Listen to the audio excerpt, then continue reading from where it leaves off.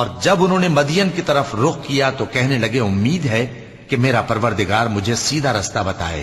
اور جب مدین کے پانی کے مقام پر پہنچے تو دیکھا کہ وہاں لوگ جمع ہو رہے اور اپنے مویشیوں کو پانی پلا رہے ہیں، اور ان کے ایک طرف دو عورتیں اپنی بکریوں کو روکے کھڑی ہیں۔ موسیٰ نے ان سے کہا تمہارا کیا کام ہے؟ وہ بولی کہ جب تک چرواہے اپنے جانوروں کو لے نہ جائیں ہم پانی نہیں پلا سکتے، اور ہمارے والد بڑی عمر کے بوڑھے ہیں۔ تو موسیٰ نے ان کے لیے بکریوں کو پانی پلا دیا، پھر سائے کی طرف چلے گئے اور کہنے لگے کہ پروردگار میں اس کا محتاج ہوں کہ تو مجھ پر اپنی نعمت نازل فرمائے۔ تھوڑی دیر کے بعد ان میں سے ایک عورت جو شرماتی اور لجاتی چلی آتی تھی موسیٰ کے پاس آئی، کہنے لگی کہ تم کو میرے والد بلاتے ہیں کہ تم نے جو ہمارے لیے پانی پلایا تھا اس کی تم کو اجرت دیں۔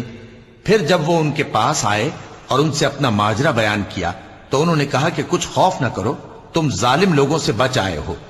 ایک لڑکی بولی کہ ابا ان کو نوکر رکھ لیجئے، کیونکہ بہترین نوکر جو آپ رکھیں وہ ہے جو توانا ہو، امانت دار ہو۔